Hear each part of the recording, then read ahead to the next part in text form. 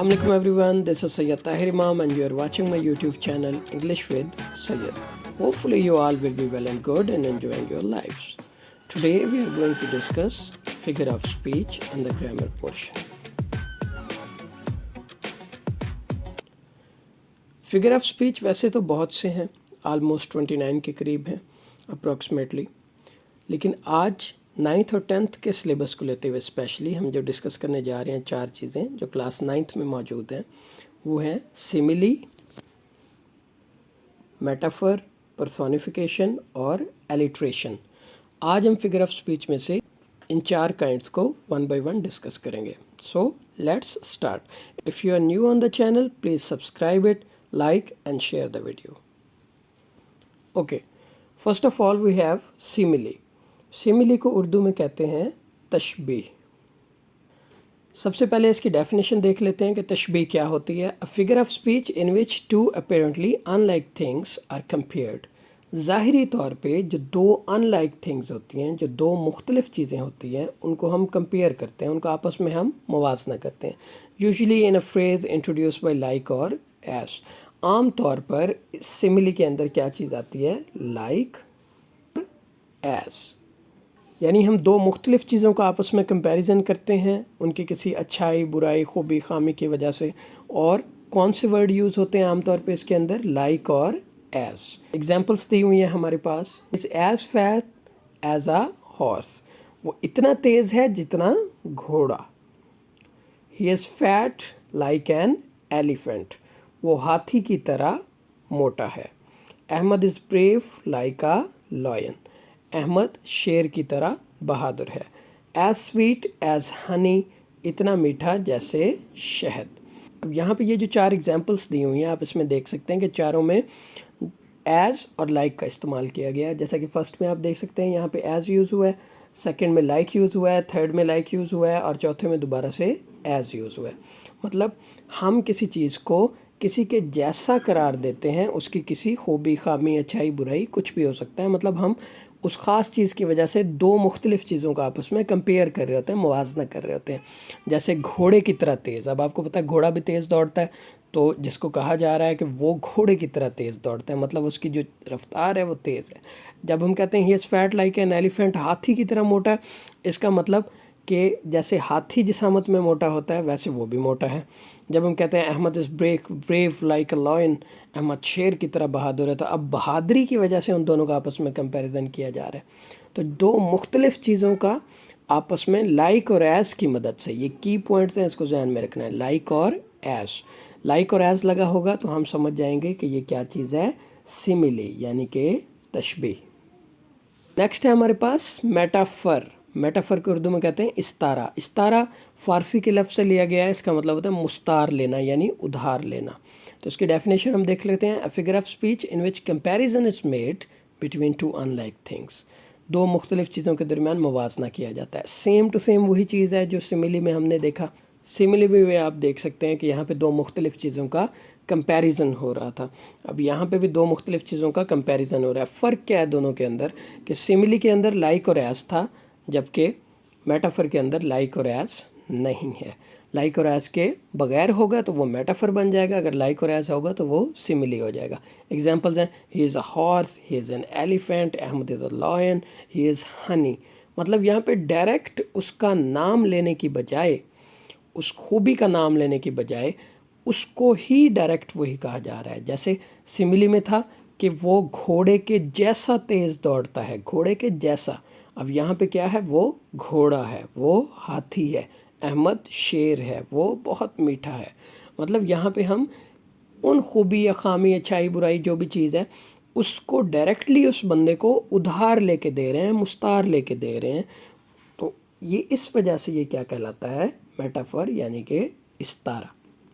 अब हम आगे सिमिली का और मेटाफर का जब कंपैरिजन करेंगे तो ये मज़ीद आपको क्लियर होगा।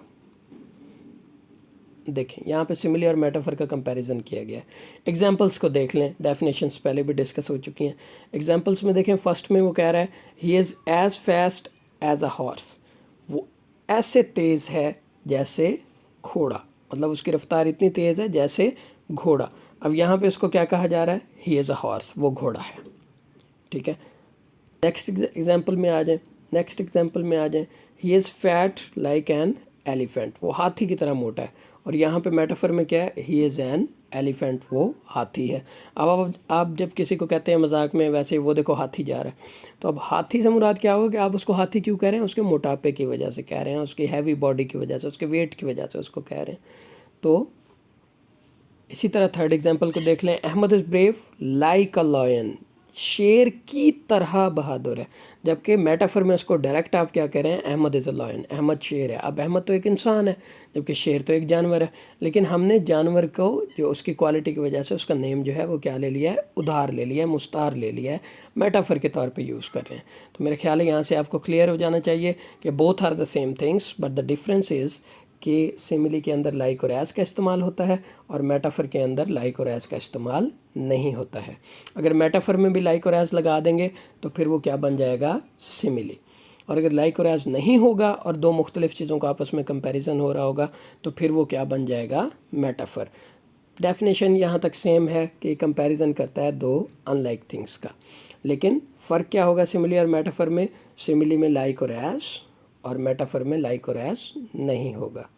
आई होप यहाँ तक क्लियर है। नेक्स्ट है हमारे पास पर्सोनिफिकेशन। पर्सोनिफिकेशन को उर्दू में कहते हैं तजसीम। तजसीम क्या होता है, it's a figurative language technique where an object और idea is given human traits और करेक्टरिस्टिक्स। यानी किसी चीज़ को इंसानी खूबी दे दी जाती है, किसी ऑब्जेक्ट या आइडिया को इंसानी ट्रेट, इंसानी करेक्टरिस्टिक्स, इंसानी खूबी दे दी जाती है। मतलब कोई गैर इंसानी चीज़ है उसको हमने इंसानों वाली खूबी दे दी, तो ये क्या बन जाएगा, पर्सोनिफिकेशन। एग्जाम्पल्स दी हुई हैं, flower were dancing in the bridge. इसको आप यूँ भी ले सकते हैं अगर आप 9th क्लास में याद करें। डैफोडिल्स समरी है वहाँ पे दी हुई है, विलियम वर्ड्सवर्थ की पोएम। तो डैफोडिल्स के अंदर जब उसके आप समरी करते हैं तो उसकी समरी में लिखते हुए बच्चे ये भी एक्सप्लेन करते हैं कि जो डैफोडिल्स थे they were dancing in the breeze, कि जो गुलाबी नरगिस हैं, जो नरगिस के फूल हैं, वो हवा में डांस कर रहे थे, नाच रहे थे। अब नाचना इंसानी खूबी है, हमने वो किसको दे दी, डैफोडिल्स को दे दी, गुलाबी नरगिस को दे दी। इसी तरह यहाँ पे जो एग्जांपल दी हुई है, flower were dancing in the breeze, फूल हवा में नाच रहे थे। अब नाचना इंसानी खूबी है, हमने किसको दे दी, गैर इंसान को, यानी फूलों को दे दी। तो ये जो यूज़ किया हमने किस चीज़ का यूज़ किया, पर्सोनिफिकेशन का। इसके बाद सेकंड एग्जांपल देख लें, the sun played hide and seek with the clouds. सूरज जो था वो हाइड एंड सीक कहते हैं आँख मचोली खेल रहा था बादलों के साथ। अब आँख मचोली खेलना बच्चे खेलते हैं, इंसानी बच्चे खेलते हैं, इंसानों के बच्चे खेलते हैं। तो इंसान की खूबी हमने किसको दे दी, सूरज को दे दी, कि सूरज आँख मचोली खेल रहा था किसके साथ, क्लाउड्स के साथ, बादलों के साथ। इसी तरह से थर्ड वन देखें, the wind whispered softly. Whispered कहते हैं सरगोशी करना, नरम से सरगोशी कर रही है हवा। तो अब सरगोशी करना अगेन ये इंसानों की खूबी है कि किसी के कान में हल्के से आवाज़ में कुछ कह देना। तो अब वो खूबी हमने किसको दे दी है, हवा को दे दी है, कि हवा नरमी सी सरगोशी कर रही थी, यानी हल्की हल्की चल रही थी, कानों में सरगोशी कर रही थी। तो अब सरगोशी इंसानी खूबी है, हमने किसको दे दी, हवा को दे दी। तो इस तरह कोई भी ह्यूमन ट्रेट इंसानों की क्वालिटी है, इंसानों की फितरत में है, उसको अगर राइटिंग में लिखते हुए, चाहे वो पोएम है चाहे वो प्रोज़ है, उसके अंदर अगर हम वो किसी गैर इंसान को दे देंगे तो वो क्या, हम यूज़ किस चीज़ का कर रहे हैं, पर्सोनिफिकेशन का। नेक्स्ट है हमारे पास alliteration. The repetition of the same consonant sounds at the beginning of the word or in stressed syllable. किसी भी अल्फाज की बिगनिंग में जो कॉन्सोनेंट साउंड्स की रेपिटेशन हो रही होती है, यानी बार बार आ रहे होते हैं, कौन से साउंड्स, कॉन्सोनेंट साउंड्स, या स्ट्रेस्ड सिलेबल, यानी जिन सिलेबल्स पे ज़ोर दे के बोला जाता है। इसकी अलग से वीडियो चैनल पे मौजूद है जिसमें स्ट्रेस्ड और अनस्ट्रेस्ड सिलेबल को डिस्कस किया गया है। एलिट्रेशन क्या हुआ, the repetition of the same consonant sounds, एक जैसे कॉन्सोनेंट्स आवाज़ें जो किसी अल्फाज या ज़ोर दिए हुए सिलेबल का वो हिस्सा जिस पर स्ट्रेस दिया गया है, साउंड को ज़ोर दिया गया है, उसके स्टार्ट में जो बार बार रिपीट हो रहे होते हैं उसको क्या कहते हैं, एलिट्रेशन। अब जो साउंड्स हैं उसकी दो काइंड्स होती हैं, एक होते हैं वॉल साउंड्स और दूसरे कॉन्सोनेंट साउंड्स। यहाँ इस पिक्चर में आप देख सकते हैं ये जो फर्स्ट हाफ दिया हुआ है इसका, ये वॉल साउंड्स को डिस्क्राइब कर रहा है, और जो नीचे बॉटम में हाफ दिया हुआ है ये कॉन्सोनेंट साउंड्स को डिस्क्राइब कर रहा है। तो जो कॉन्सोनेंट साउंड्स हैं वो 24 होती हैं, और जो वॉल साउंड्स हैं वो टोटल 20 होती हैं। तो जो कॉन्सोनेंट साउंड्स हैं नीचे आपको नज़र आ रही हैं, पा, बा, ठा, दा, चा, जा, खा, गा, इस तरह ये दिए हुए हैं सारे। तो ये टोटल 24 हैं। अगर इन साउंड्स की बार बार रेपिटेशन हो रही हो किसी वर्ड के बिगनिंग में, तो उसको हम क्या कहेंगे कि ये किस चीज़ का यूज़ हो रहा है, एलिट्रेशन का। मतलब वॉल्स नहीं लेने हैं आपने, कौन से लेने हैं, कॉन्सोनेंट साउंड्स की रेपिटेशन। तो यहाँ पे आप देख सकते हैं एग्जांपल में, फर्स्ट एग्जांपल दी हुई है, sells sea shells by the sea shore. अब यहाँ पे कौन सा साउंड रिपीट हो रहा है, श साउंड, श, एस देखें सबके स्टार्ट में क्या लगा हुआ है, एस आ रहा है। इसी तरह से आप सेकंड एग्जांपल दे सकते हैं, Peter picked a pack of pickled papers. यहाँ पे कौन सा साउंड रिपीट हो रहा है, पा साउंड, ये आप देख सकते हैं यहाँ सब में दिया हुआ। या इसके बाद नीचे दिया हुआ है, Mary made muffins on Monday, यहाँ पे मा साउंड रिपीट हो रहा है। और इसके नीचे लास्ट वन है, big black boy bought a bat and ball, यहाँ पे कौन सा साउंड रिपीट हो रहा है, बा साउंड रिपीट हो रहा है। तो इसको आप टंग ट्विस्टर के तौर पे भी ले सकते हैं, जैसे उर्दू में आपने देखी होगी एग्जांपल, चाचा चटोरे ने चाची चटोरी को चांदी के चमचे में चटनी चटाई, तो चा साउंड रिपीट हो रहा है। या खड़क सिंह के खड़कने से खड़कती हैं खिड़कियाँ, खिड़कियों के खड़कने से खड़कता है Khadak Singh. Like these examples of tongue twister use करते हैं, तो इसमें खा साउंड रिपीट हो रहा है। इस तरह के जो वर्ड्स हैं वो आप टंग ट्विस्टर्स में भी यूज़ करते हैं। तो ये जो repetition of the same consonant sounds है, ये क्या कहलाती है, एलिट्रेशन।